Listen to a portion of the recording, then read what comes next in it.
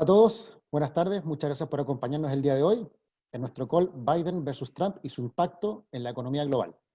Quiero partir contándoles que en esta oportunidad van a formar parte de un hito en la historia de Sartor, ya que este call se podría considerar como la presentación en sociedad de nuestro nuevo socio estratégico Atlas, un socio a nivel internacional que viene del mundo fintech y que lo más importante comparte nuestra filosofía de entregar soluciones a la medida a nuestros clientes.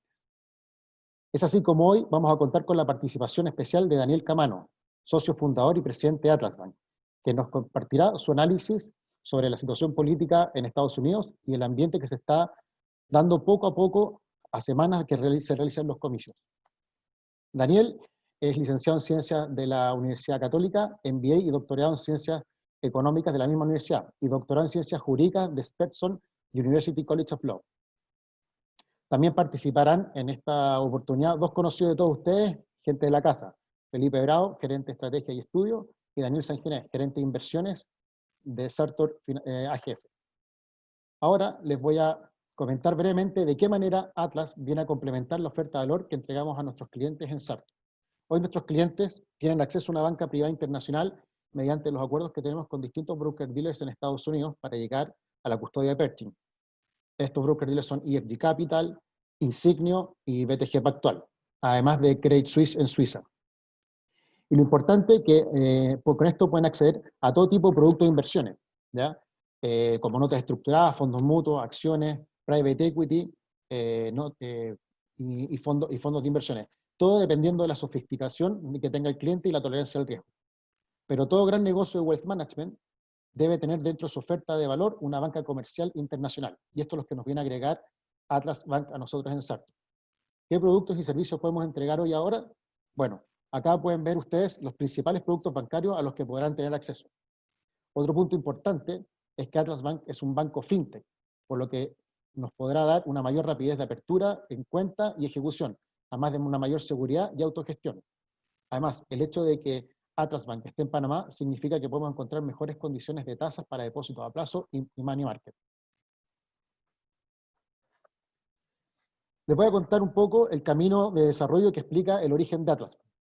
Todo comenzó en 1994 con la creación que hicieron Daniel y sus socios de una de las primeras bolsas electrónicas de valores de Estados Unidos, que se llamaba Nextrade, y que posteriormente fue adquirida por Citigroup en el 2006. Luego fueron dueños de Anderson Bank, también un banco muy conocido en Estados Unidos, en el 2007. Para luego, en el 2016, crear Atlas Bank, que cuenta hasta el momento con un capital invertido de casi 70 millones de dólares y que permite a sus clientes contar con una plataforma que entrega acceso global a sus inversiones. Ahora, ¿esto qué se traduce para los clientes de Sartor? Bueno, la posibilidad de que encuentren en nosotros todas las soluciones que necesitan a la hora de invertir de manera segura, en los tiempos que ustedes prefieran, gracias a la capacidad de autogestión que les entrega la plataforma de Atlas Bank. En las monedas también que ustedes prefieran, es una cuenta multicurrency. Y por último, lo más relevante de todo, manejar sus inversiones con las garantías que implican contar con una regulación contundente como la de Panamá, que hoy en día tiene una legislación con los estándares que tiene Estados Unidos. Además, como todos ustedes saben, Panamá es el hub financiero para Latinoamérica. Les comentaba también que es una cuenta multicurrency de multimoneda, y contamos con una calificación, o sea, cuenta con una calificación de riesgo de investment grade por Moody's, Fitch y S&P. Así que eso, ahora vamos al tema que nos convoca, que son las elecciones en Estados Unidos y su impacto en la economía global. Para ello los dejo con Felipe Bravo, que nos va a ayudar a dilucidar cómo funciona el sistema electoral norteamericano, que es completamente distinto al modelo que tenemos en este país. Dejo adelante con ustedes a Felipe. Muchas gracias, Rodrigo. Muy buenas tardes a todos. Muchas gracias por acompañarnos una vez más en este call. Permítame darles una breve introducción de lo que corresponde a la manera como se elige el presidente en la primera economía del mundo. En primer lugar, contarles que el próximo martes 3 de noviembre se va a elegir al presidente número 46 de los Estados Unidos. Para hacerlo van a elegir delegados electorales en un total de 538 a lo largo de los distintos estados del país. Y para ser elegido presidente se requieren a lo menos 270 delegados. Es súper importante señalar que en el voto, junto con el nombre del candidato, también aparece su compañero de lista a candidato a vicepresidente, como también el partido al que representa. Una noticia súper relevante que vale la pena hacerles ver es que no necesariamente el candidato con mayor número de votos es el que gana, porque recordemos que acá se eligen delegados electorales. Es así, por ejemplo, que la elección pasada, la del 2016, la candidata Hillary Clinton del Partido Demócrata sacó más de 2,5 millones de votos que el candidato Trump. Sin embargo, solamente fue capaz de elegir 232 delegados electorales respecto a los 306 del presidente Trump y por eso finalmente fue electo. Pero ¿quiénes son estos candidatos? Bueno, en primer lugar, comentarles que hay 4 candidatos. Está la candidata Jo Jorgensen del Partido Libertario, está Bobby Hopkins del Partido Verde y los 2 más conocidos por todos, el presidente Trump que va a la reelección y Joe Biden que es el principal contrincante, mejor dicho, del Partido Demócrata. ¿Y quién es Donald John Trump? Bueno, es un norteamericano que nació en 1946 y que antes de entrar a la arena política fue empresario y personaje de televisión. Estudió negocio en la escuela de Wharton en Pensilvania y ha estado muy ligado a su negocio familiar de bienes raíces y construcción. En primer lugar, todo el mundo lo conoce por construir, renovar y realizar numerosas torres de oficina, hoteles, casinos, canchas de golf en todas partes del mundo. Asimismo, también estuvo a cargo del Miss USA y del Miss Universo entre los años 1996 y 2015, junto con participar del reality show The Apprentice en la cadena NBC. Su patrimonio se calcula sobre los 3 billones de dólares. Es un personaje extremadamente mediático, ¿ya? Y básicamente ha sido muy famoso por sus declaraciones, algunas de ellas un tanto inapropiadas a través de Twitter, y ha estado envuelto también en numerosos escándalos. Él, el 2016, ya fue elegido como el presidente más longevo de los Estados Unidos. Durante su mandato, destacó una reforma tributaria que vino a disminuir el impuesto a quienes tienen más en los Estados Unidos. Adicionalmente, derogó parte de la ley Dodd-Frank, que lo que hacía era imponer restricciones a los bancos después de la crisis financiera del año 2008. En cuanto a las materias de política exterior, el presidente Trump llevó a cabo su agenda denominada America First, retiró cuantiosos fondos a distintos organismos multilaterales a nivel global y introdujo aranceles a sus vecinos Estados Unidos de México y también a Canadá, junto a otros países como China y la Unión Europea. Por su lado, Joe Biden, el candidato contrincante del Partido Demócrata, ha sido senador por el estado de Delaware y fue vicepresidente del país bajo el mandato de Barack Obama en la pasada presidencia. Nació en 1942, por lo que tiene 4 años más que el presidente Trump, es de profesión abogado y tuvo una larga trayectoria como senador, para después, como les decía, ser vicepresidente de Barack Obama, donde le tocó, entre otras cosas, gestionar todos los planes de recuperación post-crisis financiera global, desde el punto de vista de la política internacional. Fue impulsor de la intervención norteamericana en la guerra de los Balcanes, como asimismo estuvo detrás de coordinar y articular la reacción militar estadounidense después de los ataques de las Torres Gemelas en el año 2001 en la ciudad de Nueva York. Asimismo, podríamos decir que Biden ha sido un eterno candidato a la presidencia de los Estados Unidos desde el año 1988. Su nominación como candidato demócrata no fue para nada fácil, ya que él y su hijo Hunter se vieron involucrados en un escándalo político con el país de Ucrania, en el cual el presidente Trump se dice que estuvo involucrado. Veamos ahora quiénes acompañan al presidente Trump y al senador Biden. Por el lado demócrata está Michael Pence, quien es el actual vicepresidente, es abogado y ha sido diputado por el distrito de Indiana. Por otro lado, en el sector demócrata está Kamala Harris, ella es abogada y senadora del populoso estado de California desde el año 2017. Es particularmente relevante saber quiénes son los candidatos a la vicepresidencia, dado que si algo le pasara al actual presidente, ellos son los que, o al futuro presidente, mejor dicho, ellos son los que tomarían la posta en cuanto a terminar la presidencia. Desde el punto de vista de lo que es la oferta programática de los candidatos, por el lado del presidente Trump está un estímulo al empleo nacional, mantener la reforma fiscal que actualmente se lleva a cabo, ha implicado una reducción considerable de los impuestos, aumentar el gasto en infraestructura, potenciar tanto la industria como productos con la denominación Made in USA, y por sobre todas las cosas crear una alianza para estimular el empleo, tanto con organismos de educación como con las mismas empresas que demandan trabajo. Asimismo, planea postergar rebajas de impuestos a empresas de ser reelecto. Por el lado del candidato Biden, él está muy partidario de un plan de reactivación para recuperar la economía después de la crisis por la que estamos atravesando. Es importante apoyar a los trabajadores esenciales y también a aquellos que no han recibido tanto apoyo y otros sectores poco favorecidos, como lo son la industria de manufacturas y de innovación en Estados Unidos.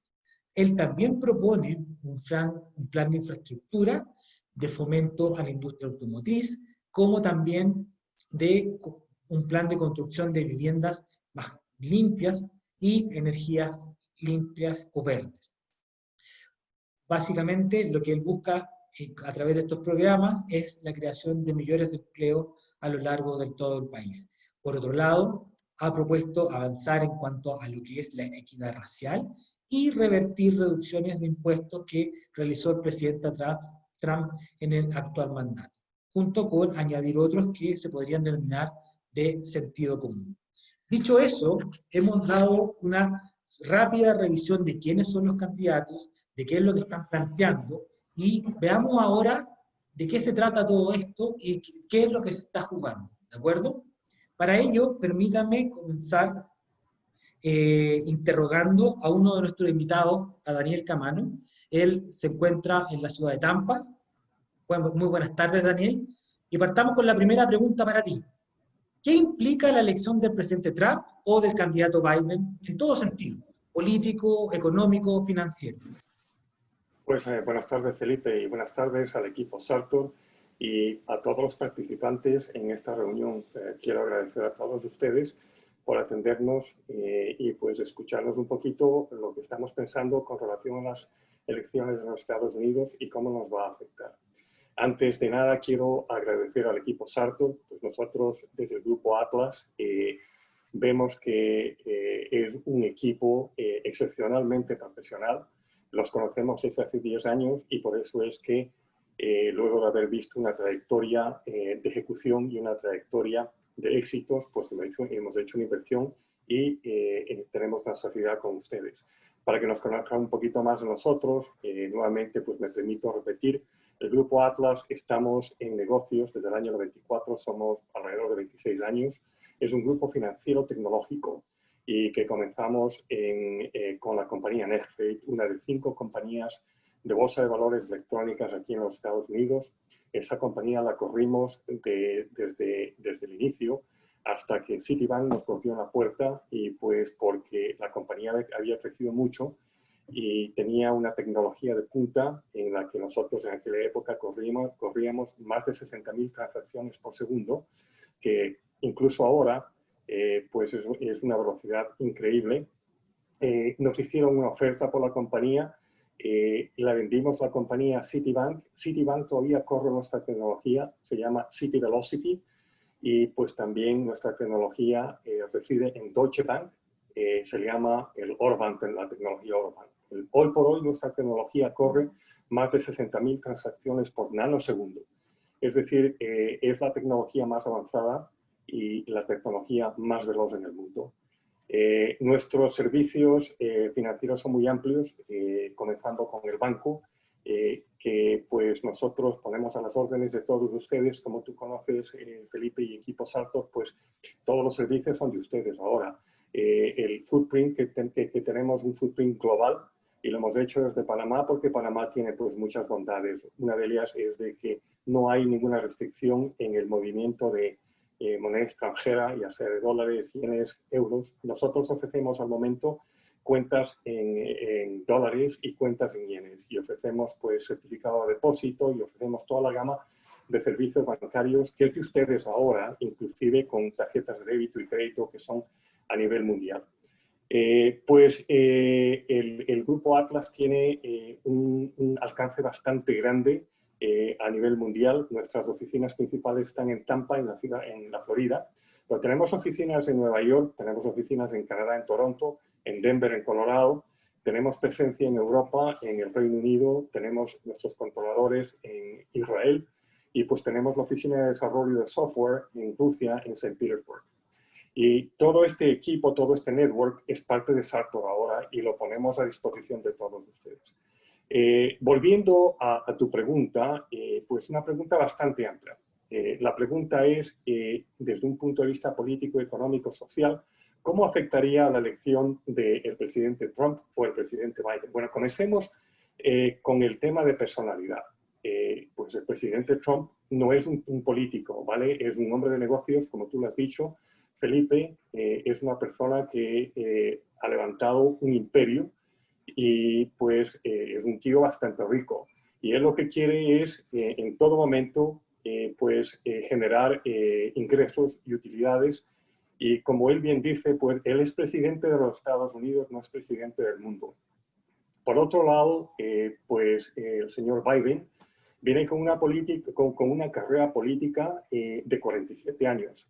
Es un diplomático, es un hombre que ha llegado a niveles más altos de gobierno, fue vicepresidente durante 8 años. Él está mucho más abierto al tema globalista y pues la forma de ejecutar va a ser muy diferente a la forma que ha venido ejecutando el presidente Trump. Desde un punto de vista político a nivel regional de Latinoamérica, pues yo pienso que los tratados multilaterales que pondrá en su lugar desde un punto de vista financiero de acceso a diferentes mercados, creo yo que el presidente Biden va a estar mucho más abierto que, digamos, el señor Biden va a estar mucho más abierto que el presidente Trump. Por otro lado, tenemos que el presidente Trump pues está enfocado a que no haya injerencia de regulaciones en mercados financieros, como tú bien lo habías dicho, en la época de Obama, Biden, pusieron en su lugar tanta regulación y tanta ley como la de Dodd-Frank que pues causa y ocasiona muchos gastos a las empresas financieras. Para darte una idea, cuando nosotros teníamos Ander en el banco, que ahora tiene 32 billones en activos, pues por cada dólar que ganábamos, 40 centavos se iban a cumplir con regulaciones del gobierno. Es decir, que el costo es bastante elevado. ¿Cómo es ahora, Daniel? Pues ahora es mucho menor. Estamos hablando de un costo de alrededor de 22 centavos por dólar, versus a prácticamente 40. Un 50% menos de reducción. Prácticamente sí, un 40% de reducción, lo que significa mayor utilidades para las empresas y pues con mejor proyección aquellas que están en bolsa de apreciación de valor. Oye, y al respecto, Daniel, ¿qué opinas tú de la idea del candidato Biden de aumentar la regulación para democratizar el acceso? Algo de eso ya hubo en el gobierno del presidente Obama. ¿Qué crees tú que va a venir? ¿Cómo lo ven desde Atlas y cómo lo ven también desde el punto de vista de las oportunidades que la banca digital le ofrece al consumidor nativo? Ya, bueno, mira, tecnológico me refiero. Para comenzar, pues yo creo que los dos presidentes tienen retos bastante elevados en relación a la divergencia que existe actualmente de riqueza en los Estados Unidos. Pues la clase media se ha venido acortando. En este momento el 1% controla 50% de los activos y de la riqueza en los Estados Unidos. Entonces, el Partido Demócrata, que está liderado por el señor Biden, lo que trata de hacer una redistribución de la riqueza mediante la implementación de regulaciones y leyes que ellos llaman democratizar el servicio financiero a bajos en los Estados Unidos. Por otro lado, tú tienes a Trump que ha hecho una desregulación financiera y que ha tenido un éxito bastante importante, porque si tú miras, en 4 años él bajó el desempleo, cuando él lo tomó estaba alrededor del 8% y lo bajó al 3.5%. Hoy por hoy, mira, con el tema del COVID, pues en marzo, en abril se disparó el desempleo alrededor del 20%, y pues esta semana he oído en las noticias que ha bajado ya al 7,95%.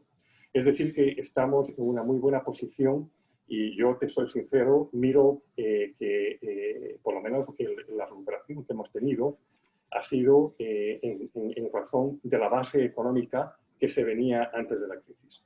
Pues esos son mis pensamientos con relación a los dos en este momento en lo que se refiere a democratización de servicios financieros. Oye, Daniel Sanginés, acá en Chile, hay un elemento súper relevante que prácticamente lo tocaba Daniel también de Estados Unidos, que es el desempeño en los mercados financieros, ¿ya? Y es la particular afinidad que hay entre el presidente Trump y la banca americana. De hecho, yo tengo un dato acá que el liquidez financiero ha crecido más de 43% desde que asumió el presidente Trump hasta ahora, lo que representa más de un 9% de expansión anual. Y esto me gustaría tenerlo en todas las carteras, pero ¿cómo lo ves tú desde el punto de vista de inversiones que ha sido el gobierno de Trump, en particular para la industria de servicios financieros? Sí, hola Felipe, buenas tardes y buenas tardes a todos. Como lo comentabas, efectivamente el sector financiero fue un sector que tuvo un muy buen retorno el año pasado, pero viendo o tratando de analizar en contexto cada uno de estos sectores, el sector financiero fue uno más que tuvo un retorno positivo el año pasado. Si vamos a mirar o ver este año, lo que va hasta octubre más o menos, el sector financiero, si podemos desagregar o separar distintos sectores dentro del índice de S&P, que son más o menos 10-12, es el penúltimo en términos de retorno. Y como contraparte, hay otros sectores que sí han tenido un muy buen retorno, como por ejemplo el sector tecnológico, el sector consumo.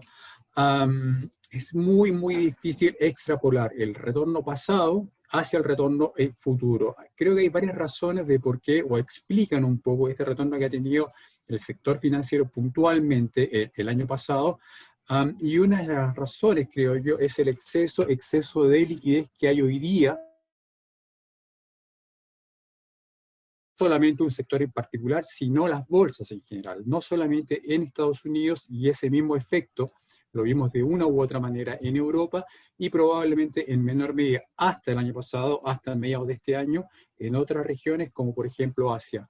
No creo que el sector financiero, como estamos hablando, sea el único que se ha visto beneficiado, sino como un contexto, el mercado y los mercados en general, principalmente estos dos sectores grandes o estos dos mercados grandes como Estados Unidos y Europa. Oye, Dani, una pregunta que nos llega del público. Aprovecho de invitar a todos nuestros clientes y telespectadores que nos envíen sus preguntas para los Danieles, para que podamos ir generando una discusión más amena y más interesante para todos. La primera pregunta que me llega dice, mira, más allá de los desempeños que se han visto en los mercados financieros, ¿cómo están viendo los mercados de cara al 2021? Ya aprovecho de invitar ya a todos nuestros clientes a contarles un poquito que nosotros ya estamos preparando el año 2021 como Sartor a nivel de Wealth Management y también a nivel de administradora de fondos. Así que prontamente los invitaremos a darle una visión más amplia, pero cuéntanos unos hints, se podría decir, Daniel, de qué es lo que estamos viendo y sería bueno también que hiciera un breve resumen de cómo ha sido el 2020, que ha sido un año tan particular. Sí, este año particularmente ha sido bastante complejo, bastante difícil desde el punto de vista de inversiones. Si recuerdan bien, febrero, marzo de este año, casi toda clase de activo tuvo caídas bastante importantes, particularmente la clase de equity, cayendo 40, 50 y en algunos casos principalmente el mercado o los mercados emergentes, hasta 60%. Después de probablemente a contar del segundo trimestre, mediados del segundo trimestre, muchos mercados empezaron a recuperar, pero sí mostraron mucha volatilidad.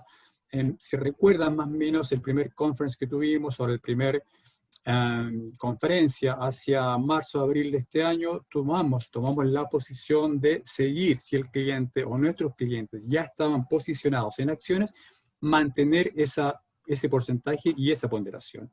Y ese comentario lo reafirmamos durante junio o julio, y fuimos insistentes y consistentes con esta recomendación de seguir estando invertido, y si es que este cliente tenía cierta disponibilidad de caja, tomar una posición adicional.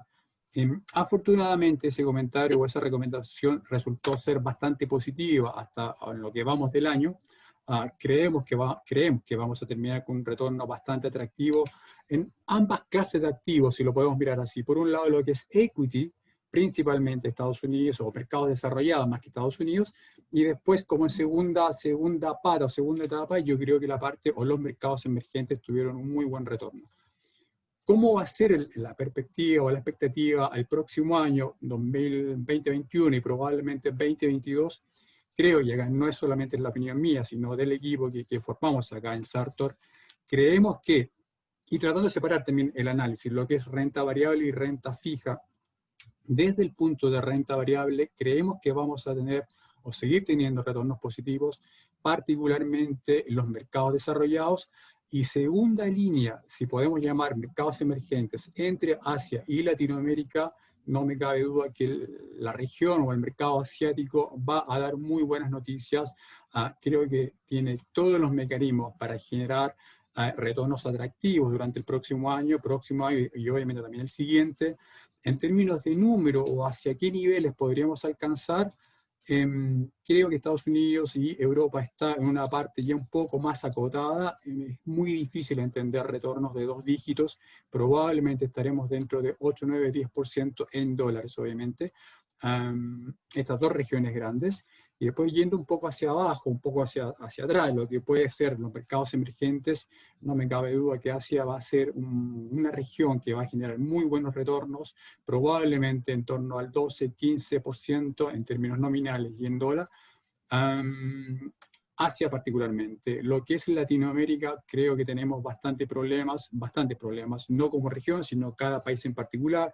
Brasil por un lado, México, Perú, Argentina también, y nosotros también que estamos en la misma situación, o más o menos matices. Yendo o viendo o analizando la otra parte macro de distribución de activos, como puede ser la renta fija, creo que los retornos van a estar muy agotados, no solamente el próximo año, sino también durante los próximos 4 o 5 años. Vemos en el mercado en general las tasas o los niveles que estamos viendo hoy día de tasas cercanas a 0%, en algunos casos negativo. Entendiendo eso, es muy difícil encontrar retornos 3, 4, 5%, creo que es muy difícil, va a ser muy difícil encontrar ese tipo de retornos o de vengo el próximo año y obviamente también el año 22. Así es que, terminando un poco la pregunta, creo que la parte de equity o renta variable debiera ser la clase de activo probablemente para estar posicionado el próximo año y el siguiente. Muy bien, Daniel. Daniel Camano, ¿cómo lo ven ustedes por allá? Hay un elemento central que hemos visto y que yo particularmente he leído esta semana, ya he visto 2 informes al menos, que están las grandes casas globales algo underweight en lo que son small caps americanas. ¿Qué crees tú que está detrás de esto? ¿Será solamente un efecto electoral, flujo de que las acciones caen en septiembre y se recuperan en noviembre cada año electoral, o hay algo más de fondo? ¿Qué crees tú? Bueno, mira, en realidad los mercados financieros y dentro del S&P 500, donde tú tienes los mega caps y los middle caps y los small caps, pues han tenido diferentes niveles de performance. En lo que se refiere a todo lo que son macro caps, especialmente la tecnología, pues tiene hasta el día de hoy un crecimiento bastante espectacular, como se dice. Y con ese crecimiento también han venido valoraciones que son sin precedente. Pues tenemos un grupo de 7 compañías, comenzando con Apple, Facebook, Amazon, que controlan alrededor del 25% del S&P 500 y pues controlan también en bastante peso el Nasdaq. Esas compañías, hoy por hoy, para tener idea, Apple está haciendo un trading de alrededor de 32, 34 veces el price earning ratio. Es decir, están sobrevaloradas. Pero por otro lado, tú tienes los otros mercados como el Russell 100 o de las compañías más pequeñas que pues todavía no han logrado recuperarse totalmente del bajón que tuvimos en el flash crash de marzo. Y eso significa que va a haber una rotación en lo que entramos en el próximo año. Como bien dice Daniel, pues nosotros también esperamos que el año que viene sea un año positivo, al ritmo de, creo yo, 15-20% de crecimiento, pero va a haber una rotación en sectores. Yo creo que este momento están bajo valorados diferentes sectores, como por ejemplo el sector de energía. En darte una idea, el petróleo, por la falta de consumo que hubo por los encerrones mundiales, pues el consumo bajó de 100 billones de barriles diarios alrededor de 80, es decir, estar hablando de 85, alrededor de un 15%. Hoy por hoy se ha recuperado alrededor de un 7% y tenemos un bajón de 8%. ¿Qué significa eso? Significa que acciones y valores que están vinculados con energía están bajo valorados. Pues acciones, por darte una idea, de Exxon, que es una de las compañías más grandes del mundo, pues hoy por hoy están haciendo un trading, creo que está a $34 y está devolviendo retorno del 10-11%. Oye, Daniel, y con foco en un candidato como Biden, si llega a ser electo, con todo el énfasis que le ha dado a las energías verdes, energías limpias, ¿qué crees tú que va a pasar con la acción de Exxon hacia adelante? Ya, pues mira, eso es una excelente pregunta, porque con lo que se viene encima, el tema de la energía verde, como se le llama, pues tú tienes energía nuclear, tienes energía eólica y tienes pues todo lo que son energías renovables. No vamos a llegar, sino en los próximos 20 años, a un 27% del consumo total de energía. Es decir, que en los próximos 5 años tú todavía tienes que el mundo está dependiendo de hidrocarburos. Entonces, sea que sea Biden, sea que sea Trump, y pues si Biden impulsa la energía verde, que toda la queremos, pues al final de cuentas vamos a tener que depender de hidrocarburos y yo creo que ese sector le va a ir muy bien el año que viene y pues vamos a tener unos retornos atractivos, sea quien sea el presidente. Muy bien. Oye, una pregunta que nos llega del público y va directo al hueso, como decimos acá en Chile. Específicamente, ¿cuál de los dos candidatos para Chile es el mejor? Bueno, mira... ¿Quién la quiere responder? No. Yo te voy a responder y te voy a decir, yo creo que los dos tienen estilos diferentes. Pero en realidad el mejor candidato para no solamente Chile, sino para la región, puede ser el señor Biden. Porque él tiene más bien una filosofía globalista, abierta de migración, abierta de tratados multilaterales. Y por otro lado, el presidente Trump pues, es más protección a la industria americana, más protección a la migración con migración selectiva. Y pues yo creo que de alguna manera, en tanto en cuanto exista una apertura a los mercados internacionales, yo creo que Biden. Por otro lado, recuerda que los dos tienen retos bastante grandes porque la balanza comercial de los Estados Unidos existe un desequilibrio bastante grande. Entonces, sea quien sea, ellos van a tratar, como se dice, tratar de traer el agua a su molino, pero de alguna manera mejor para Chile, mejor para Latinoamérica, para Panamá. Yo creo que sería el señor Biden. Oye, sí, Daniel. Felipe, sí, siguiendo un poco la misma pregunta y muy de acuerdo con lo que comentaba Daniel también en este sentido, creo que la situación global, y aquí uniendo ambos mercados, si lo podemos llamar así, mercado desarrollado y mercados emergentes, creo que las economías están en una situación muy frágil, muy débil. Y son capaces o no serían capaces de soportar alguna nueva crisis que pudiera surgir, por lo menos en el corto plazo. Corto plazo me refiero a próximos 12 meses, próximo año. Lo que el mercado necesita, el mercado financiero necesita, es certidumbre más que incertidumbre. Necesita estabilidad y una estabilidad que te dé acceso a poder tomar decisiones financieras, de inversión, políticas, obviamente, en un plazo mayor a un año. Creo que uno de los candidatos, y en este caso Biden, es capaz de generar esa certidumbre, esa estabilidad que el mercado necesita, y los mercados obviamente lo van a apreciar y lo pueden apreciar, y creo que una manera de ver eso es cómo ha performado el mercado en las últimas 3-4 semanas, obviamente entendiendo que es probable, es posible que Biden gane la presidencia ahora en noviembre. Para mí esa es una palabra clave, más que incertidumbre, el mercado necesita certeza, tener cierta certidumbre de qué es lo que va a pasar, cierto piso estable, cierta solidez para tomar decisiones, y como contraparte, y previendo y analizando un poco lo anterior a eso, creo que las economías hoy por hoy, están en una situación bastante frágil y no son capaces de sostener o aguantar alguna pequeña crisis que podamos tener en los próximos meses. Perfecto. Oye, Daniel, otra pregunta del público, pero acá, China y Estados Unidos son los principales socios comerciales que tenemos, superan más del 50% del intercambio comercial. ¿Cómo beneficiaría a nuestro país una relación menos tortuosa entre ambos países? Y del mismo lado nos preguntan, ¿qué regiones son las más beneficiadas con cada uno de los candidatos? Ya, mira, si tú tomas aparte la política extranjera que tiene cada uno de los candidatos, pues estamos hablando que el presidente Trump, en realidad, lo que ha puesto son tarifas, y las tarifas son más bien impuestas al consumidor americano, porque la venta de productos chinos en los Estados Unidos no se ha visto afectada. Es decir, el productor chino sigue recibiendo lo mismo que en lo que estaba vendiendo con anterioridad. El consumidor americano está pagando más porque le han puesto una tarifa dentro de los Estados Unidos. Vale.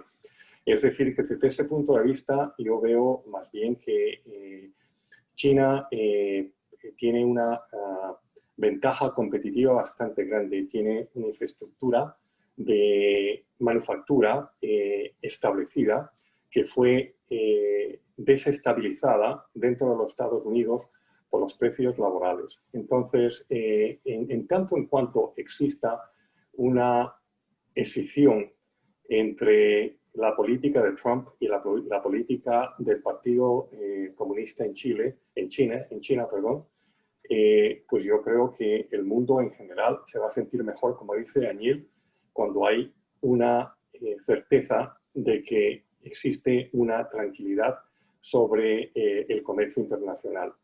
Yo creo que Biden, pues él, aunque no nos guste aquí en los Estados Unidos de que no tengamos esa infraestructura made in USA, que es lo que queremos tenerla, porque somos muy caros en la parte laboral, pues yo creo que Biden va a abrir y va a tener un flujo mayor con China.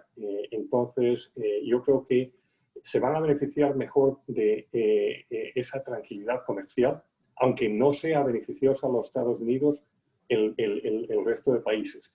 Los países que más se van a beneficiar con Biden, pues va a ser China. Con Trump no va a ser China, sino van a ser los otros países que están en India, ya sea digamos en el Asia, como soy Taiwán, y como son Corea, South Korea, y pues por otro lado, estamos hablando de que se van a beneficiar también países como Australia, como Nueva Zelanda, y nuevamente, pues vuelvo a repetir, yo creo que vamos a enfocar, el presidente Trump va a enfocar sus esfuerzos para que India sea otro powerhouse.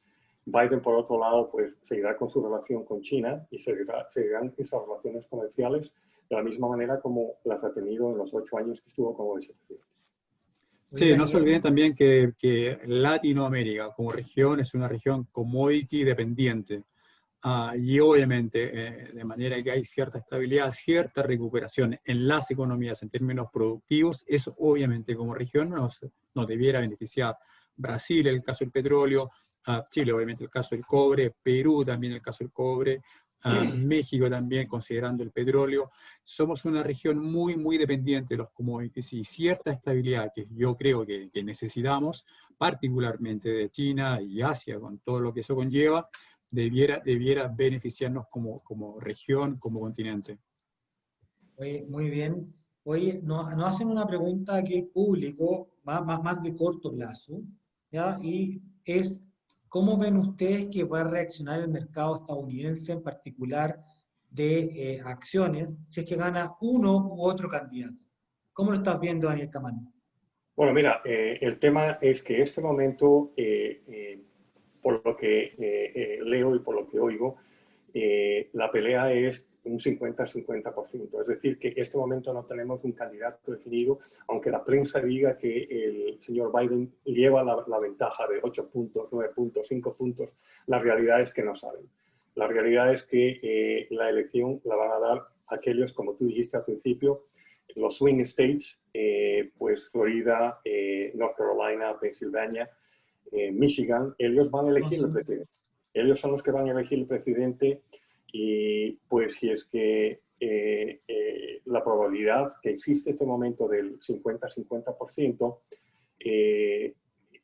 y dependiendo de quién se lleve el Congreso, el Senado y la presidencia, pues vamos a tener volatilidad en los mercados, ¿vale? Es decir, que si es que tenemos tres opciones, una combinación de resultados. La primera, si es que la Cámara de Diputados, el Congreso, se la llevan los demócratas, el Senado los demócratas, la presidencia los demócratas, pues con un solo partido.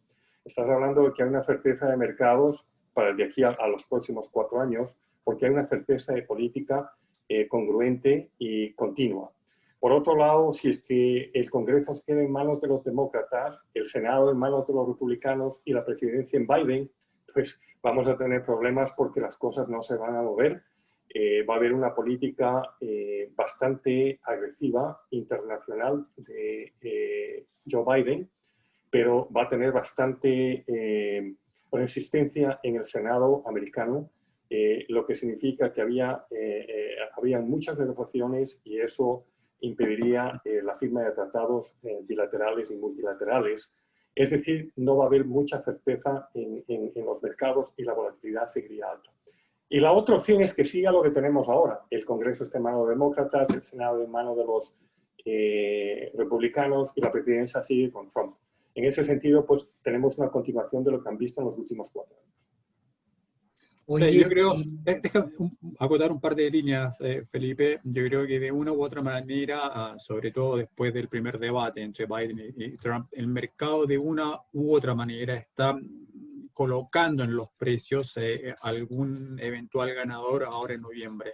Esa es mi impresión, esa es mi impresión. La duda la tengo con respecto al Senado, pero creo que la presidencia, y obviamente después del primer debate, estaría apuntando y el mercado ha reaccionado y de manera no negativa, lo cual me llama la atención, hacia un lado más que el otro. Y ese lado creo que, por lo menos, insisto, el mercado es más pro Biden que Trump. Bueno, oye, sí. Pero Daniel, ahí hay un tema súper relevante que hablamos de la certidumbre, ¿ya? Que ya es una palabra que tú lo mencionaste, la mencionó Daniel también, y la pregunta es, ¿qué pasará en los mercados si el miércoles 4 o incluso los días posteriores no hay un claro ganador? Recordemos que hace un par de semanas hubo una polémica respecto a las votaciones por correo, que el presidente Trump dijo que no las iba a reconocer. O sea, ¿qué ocurre en los mercados si no hay un claro ganador, no en 1 o 2 días, sino en varios días, varias semanas? ¿Qué pasaría con los mercados? Y es súper relevante esta pregunta porque tenemos que tomar en cuenta que si bien es cierto, todos los sondeos de opinión dan por ganador al candidato Biden, en los swing states que hablaba Daniel Camano, los principales aportes están en el lado demócrata, perdón, en el lado republicano, con el presidente Trump. Entonces, ahí hay un problema que podría ser muy similar a lo que pasó en 2016, donde más allá del número de votos, los representantes al final del día se quedan todos, o la gran mayoría, para el lado republicano. ¿Cómo lo ves tú, Daniel Camano? Ya, mira, una falta de definición de la presidencia va a tener efectos negativos en el mercado, especialmente si es que la disputa se alarga. Porque no hay una falta de certeza en política económica, en política financiera, pues el mundo va a ver que vamos a tener dentro de los Estados Unidos no solamente un problema de mercado, sino un problema social en la que va a haber gente que sale a la calle en manifestaciones, las cosas van a ser un poquito más allá de manifestaciones, se van a volver violentas. El tema es que del lado de Biden, ellos tienen el respaldo de grupos que son bastante radicales de izquierda y a lo mejor encuentres que se van a motinar. Es decir, que si es que las cosas no se resuelven a la brevedad posible, esa conmoción política, esa conmoción social va a tener un efecto bastante negativo en los mercados.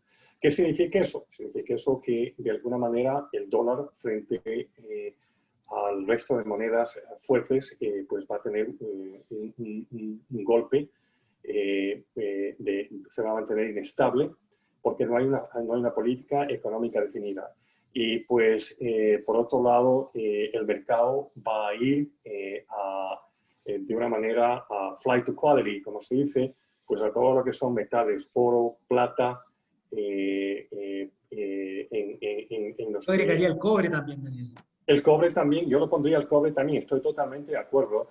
Y pues ahora hay instrumentos de mercado que tú no necesariamente tienes que tener el físico. Hay ETFs que, como el GLD, el SLB y el de cobre, en que tú puedes comprarlo y tienes pues el upside en caso de que exista este tipo de desequilibrio por falta de definición en la presidencia de los Estados Unidos.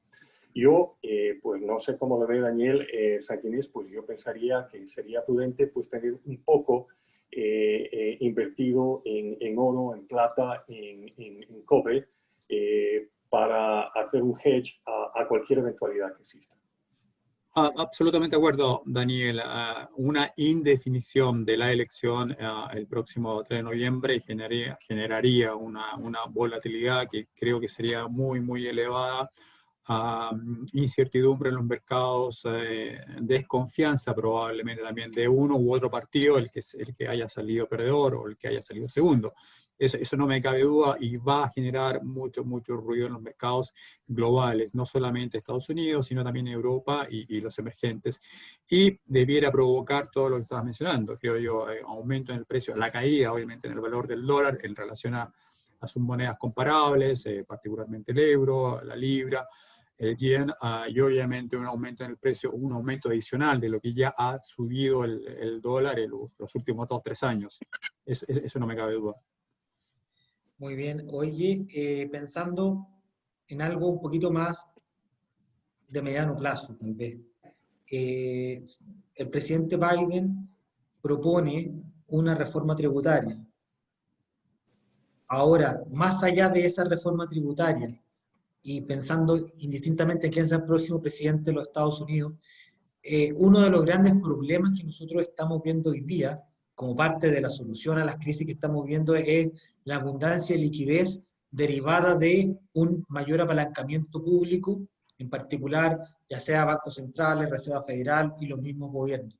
Eso también te hace suponer que podría haber una eventual crisis de deuda más temprano que tarde. ¿Cómo ven una reforma tributaria que vaya a buscar más recursos para financiar los déficits que han tenido no tan solo en la economía norteamericana, sino también en Europa y otros países? ¿Lo ven como algo positivo o no? ¿Qué piensas tú, Daniel Camargo? Bueno, mira, el tema de la deuda es un tema bastante delicado porque vivimos prácticamente una burbuja. La deuda está definitivamente disparada a nivel gubernamental, a nivel de corporaciones, a nivel personal. Entonces, esa deuda, por ejemplo, aquí en los Estados Unidos, tenemos que la deuda pública está más allá del Producto Interno Bruto. Estamos hablando, creo que andamos más allá del 110% del Producto Interno Bruto, que son 27 trillones, vamos cerca de 30 trillones en deuda. Pues este año, solamente este año, el Banco de la Reserva Federal Americana pues, ha hecho una emisión inorgánica de cerca de 7 trillones de dólares, que ese dinero está inundado en los mercados, es decir, que hay una liquidez enorme. Pues, pero por otro lado, yo lo veo, eso es un problema porque no vamos a poder pagar la deuda, Felipe. O sea, te digo una cosa, los ingresos de impuestos yo creo que van a cubrir el servicio de la deuda y algo más, pero no van a cubrir la deuda. Es decir, que en algún momento pues vamos a tener una crisis, no ahora, pero en años adelante, qué sé yo, en 2, 3 años, en las que vamos a pagar las consecuencias de toda esta emisión y de toda esta liquidez que se ha emitido sin fundamento.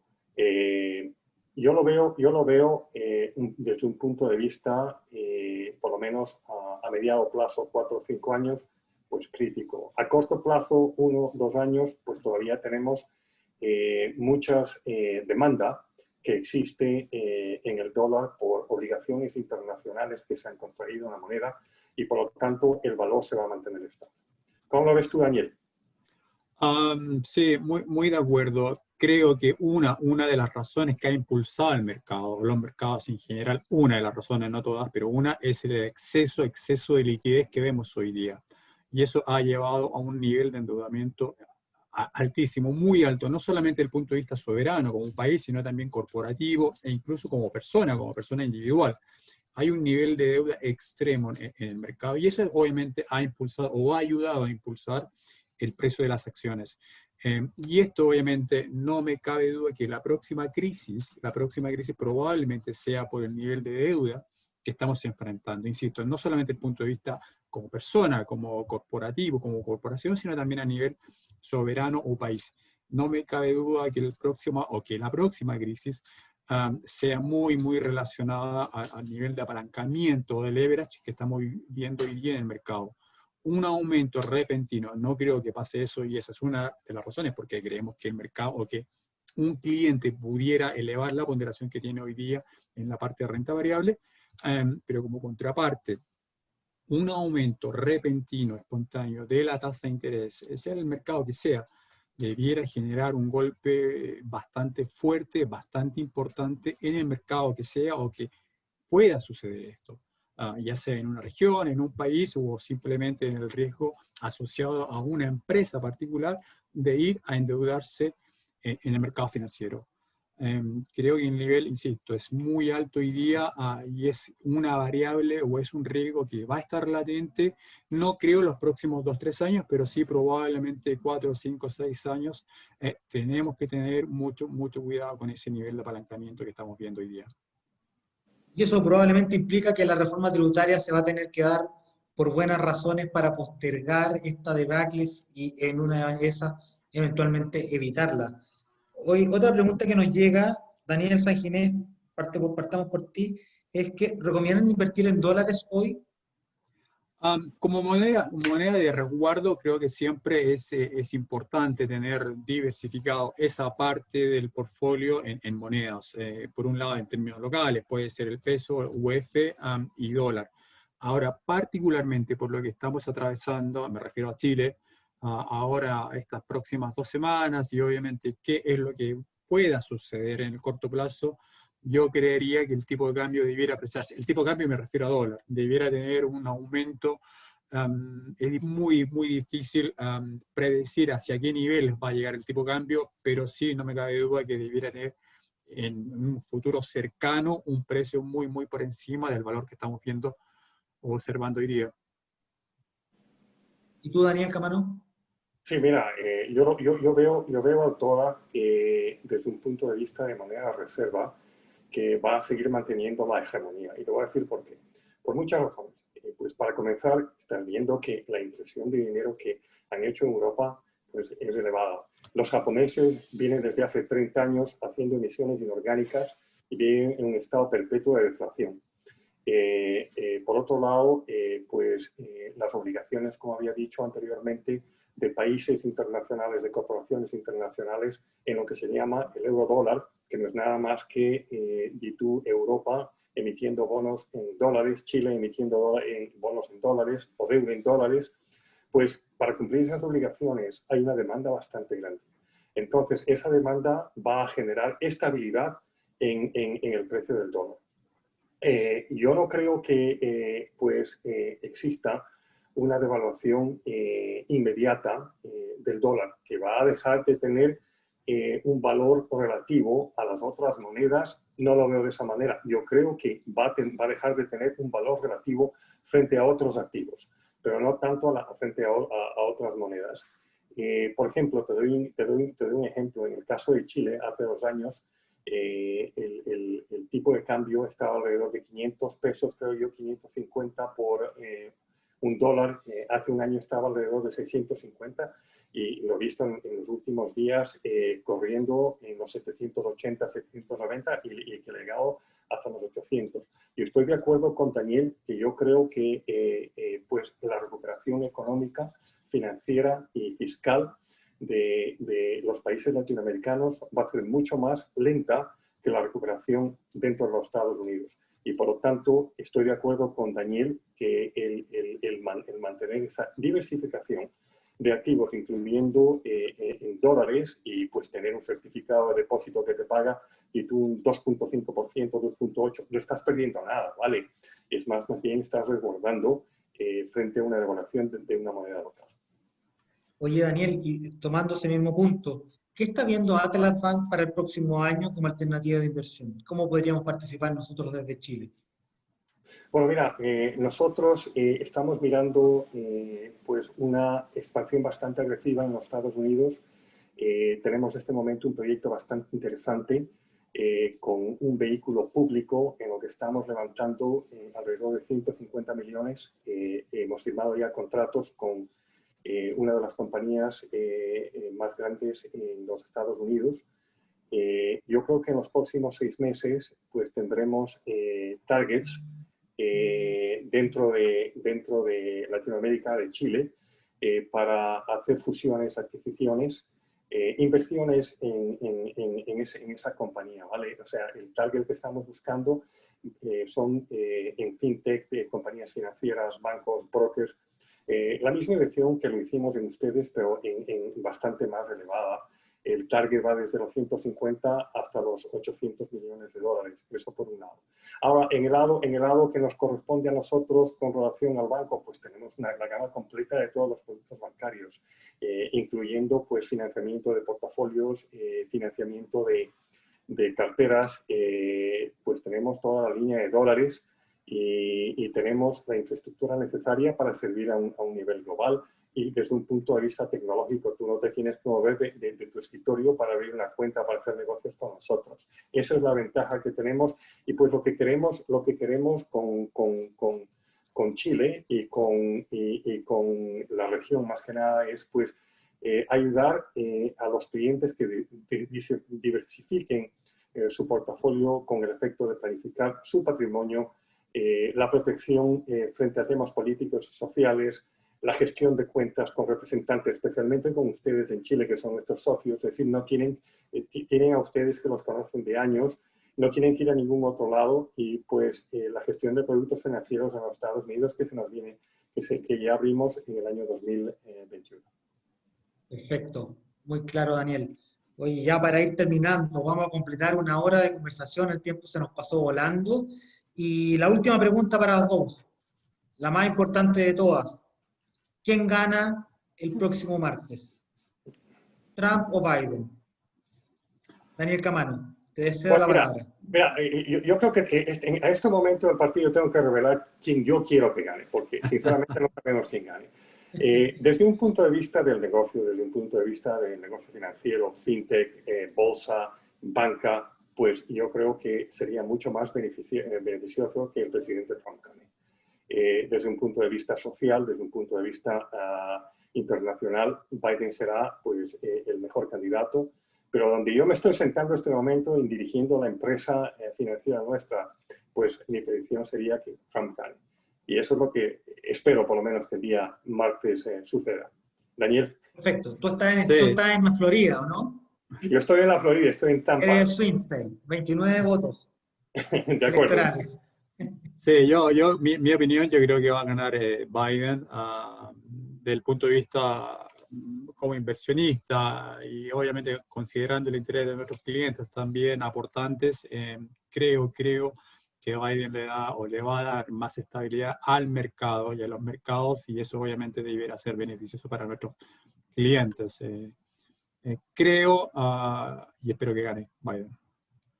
Bueno, muchas gracias Daniel Sanginés, Daniel Camano, desde Tampa, Florida. Muchas gracias. Y a todos los que nos han seguido en esta interesante conversación, solamente desearles una muy feliz tarde, agradecerles el tiempo que le han dedicado. Espero que esta conversación haya sido de su agrado, haya sido útil. Para mí en particular lo fue. Así que solamente dejarlos invitados al próximo call y nos estamos viendo en una próxima oportunidad. Buenas tardes a todos. Buenas tardes, mil gracias. Muchas gracias. Buenas tardes, muchas gracias a todos. Bye.